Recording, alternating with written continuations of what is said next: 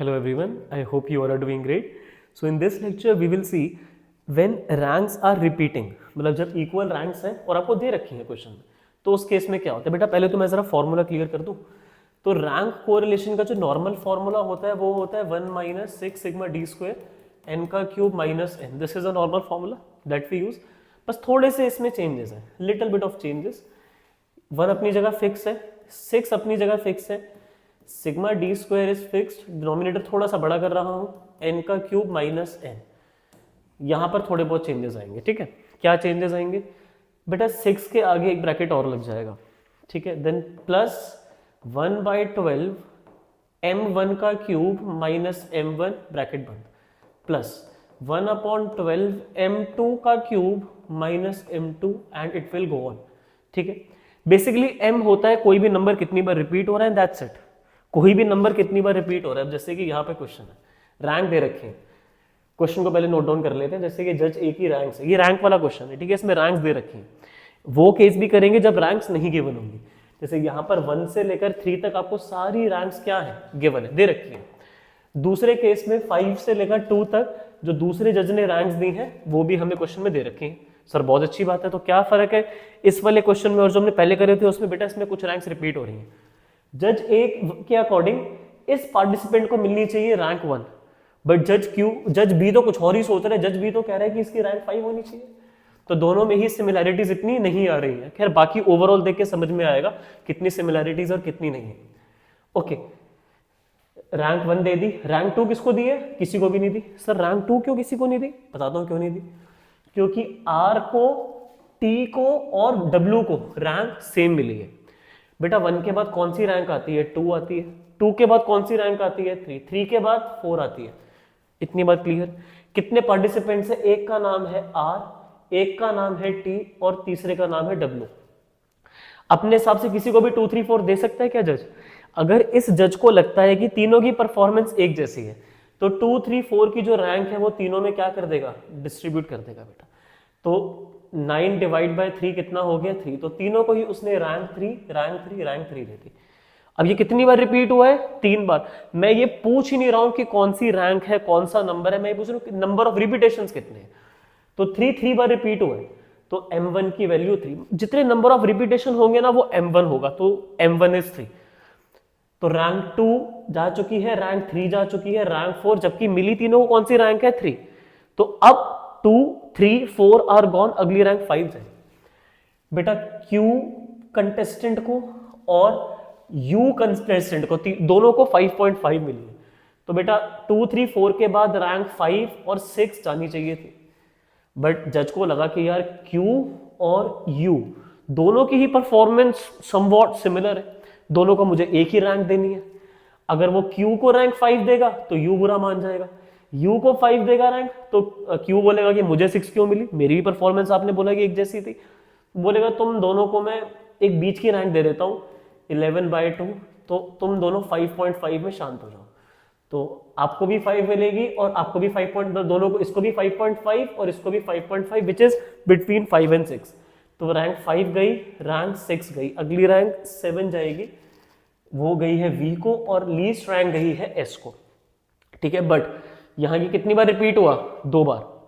5.5 2 बार repeat हुआ है। Number of repetition कितने? तो m2 2 हो जाएगा। जितने नंबर ऑफ रिपीटेशंस होते हैं ना वो m होता है। तो एक m1 था 3 बार आया तो 3 बार आया, m2 5.5 2 बार आया तो 2 हो गया m2। रैंक 1 का काम खत्म। रैंक 2, अब किसी भी पार्टिसिपेंट को जज बी ने फर्स्ट रैंक दी ही नहीं। उसने कहा 3 लोगों की परफॉर्मेंस ऐसी है कि तीनों को रैंक 1 देनी है। बेटा 3 लोगों को रैंक 1 तो नहीं दी जा सकती ना, तो रैंक 1, 2 और 3 का डिस्ट्रीब्यूशन करना है। कितने लोगों में इसका डिस्ट्रीब्यूशन करना है? 3 लोगों में करना है। तो बेटा 6 को 3 लोगों में बांटो तो तीनों को मिल जाएगी रैंक 2, इसको भी रैंक 2, इसको भी और इसको भी। तो m3 3 हो गया। नंबर ऑफ रिपीटेशन कितने हैं? 3 है। तो रैंक 1, रैंक 2 और रैंक 3 जज ने सेटल कर दी by giving all of them rank 2। अगली रैंक 4 जाएगी। 4 उसने किसी को भी नहीं दी। उसने कहा ये 3 लोगों की परफॉर्मेंस एक जैसी थी और अगले 3 लोगों की परफॉर्मेंस एक जैसी है। तो उसने कहा कि रैंक 4, रैंक 5 और रैंक 6 मैं 3 लोगों में बांटूंगा, तीनों की परफॉर्मेंस एक जैसी है, तो बेटा वो 15 रैंक बांटे, मतलब 15 टोटल बांटेगा 3 में, तो तीनों को मिल जाएगी 5, इसको भी 5, इसको भी और इसको भी, मतलब 20 की रैंक चली जाती है। अगर 4 और 5 जानी होती तो 4.5 4.5, अगली रैंक 6 जाती, बट यहाँ पे 4 5 6, तो तीनों को 5 जाएगी और अगली रैंक फिर 7 जाएगी एस को, और उससे कम परफॉर्मेंस अच्छी है वी की। That's how it works. तो लास्ट में कितनी बार आया है 3 टाइम्स, तो M4 हो जाएगा 3। तो 5.5 यहाँ 2 बार था, उसके लिए 2 है, बाकी जितनी भी रैंक्स रिपीट हो रही है वो 3-3 बार रिपीट हो रही है। फॉर्मूला देखो, 1 अपनी जगह फिक्स है, 6 अपनी जगह फिक्स है। अच्छा बाय द वे रैंक्स ये आई कैसे है मैंने आपको ये समझा दिया, बट यहाँ पर फॉर्मूला तो लगाओगे डी का। 1 - 5 will be -4, 5.5 - 5 will be 0.5, 3 - 2 will be 1, 8 - 7। Question में दे रखा है, ये सब कुछ दे रखा है, कुछ भी आप कर नहीं रहे हैं। देखो 1 से लेकर 3 तक सब कुछ गिवन है, 5 से लेकर 2 तक सब कुछ गिवन है, मैं सिर्फ सब्ट्रैक्ट कर रहा हूं बेटा। All I am doing is subtracting, D निकालने के लिए। डी आ गया निकल के, फिर इसको स्क्वायर कर देंगे, 4 का 16, 0.5 का 0.25 एंड सो ऑन। सम आ रहा है बेटा 21.5, 21.5 आपका आ जाएगा डी स्क्वायर में राइट हेयर। अब प्लस यहां पे मेन चीज है 1 डिवाइड बाई 12 m1 का क्यूब माइनस m1। m1 कितना है, 3 रिपीटेशन थे 3 के ऊपर, तो रिपीटेशन 3 थे, 3 का cube -3, this is for m1, plus 1/12 m2 का क्यूब माइनस m2। m2 कितना है 2, कौन सा नंबर रिपीट हुआ था 5.5, 2 बार रिपीटेशन थी, तो m2 2, तो 2 का क्यूब -2, ये रहा, लिख दिया फॉर्मूले में। अच्छा ये डॉट लगा रखे हैं, जितने भी रिपीटेशन होंगे फॉर्मूला वहां तक जाएगा।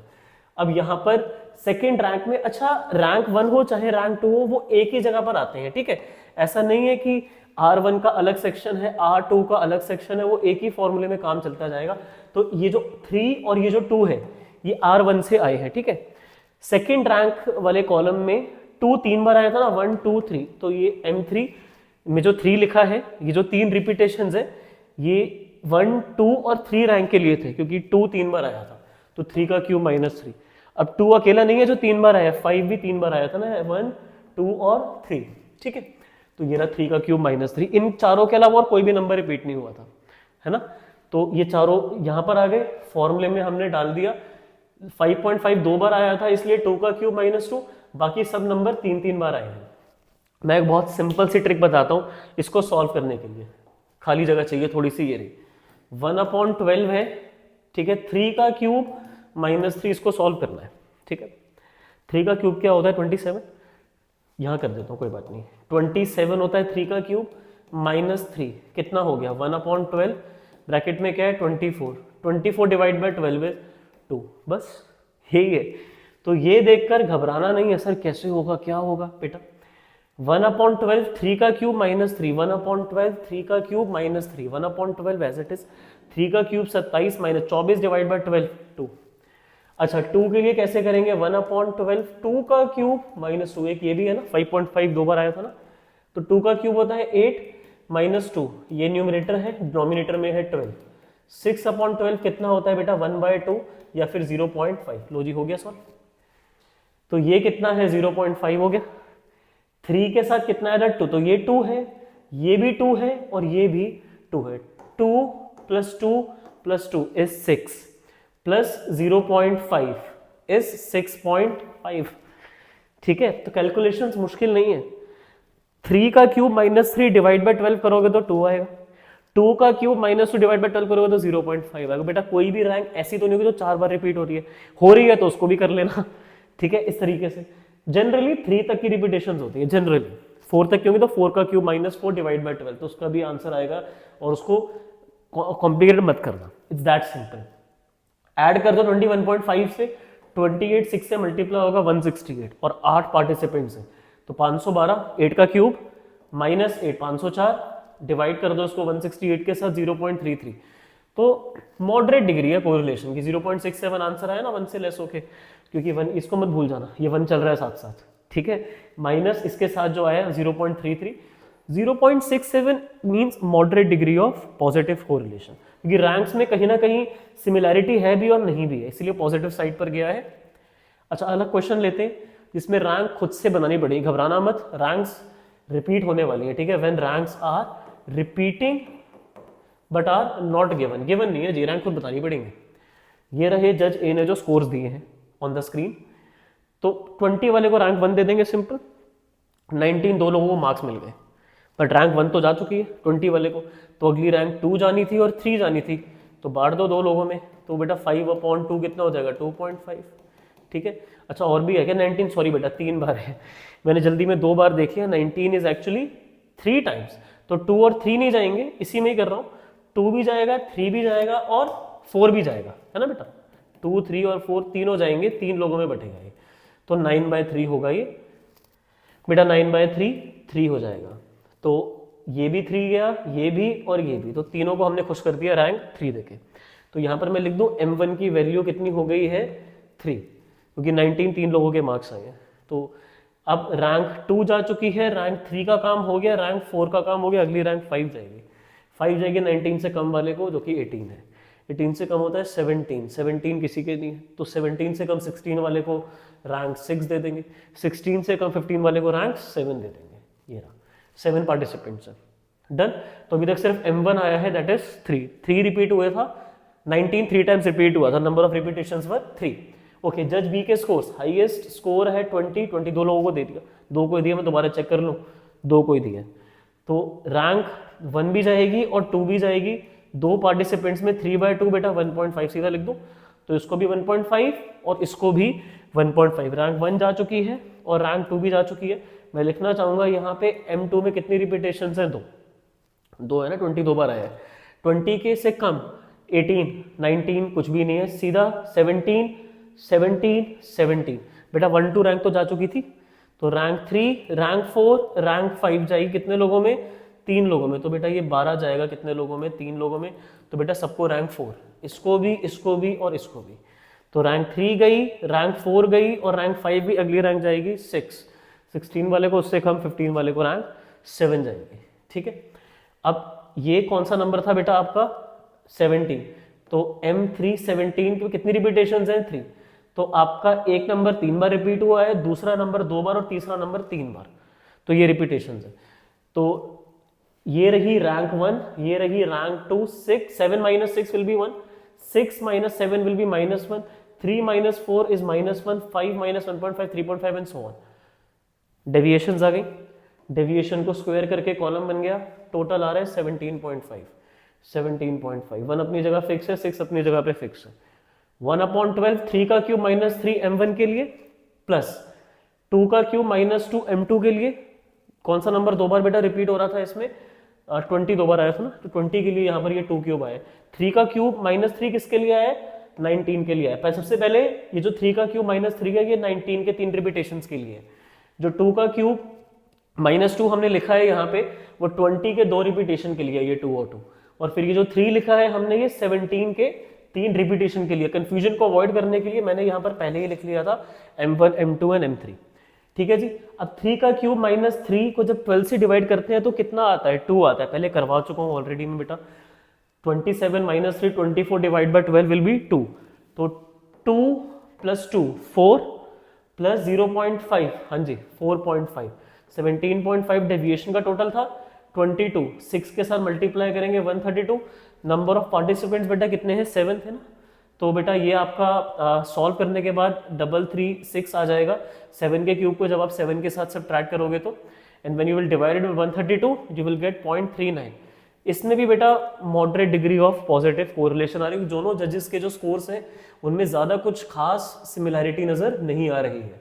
यहाँ 1917 हो रहा है, यहाँ पर भी 1917 बेटा हो रहा है, तो जहाँ 19 जा रहा है वहाँ 17 जा रहा है, ठीक है, और यहाँ 15-16 है तो वहाँ 16-15 है, तो इसीलिए moderate degree of positive correlation.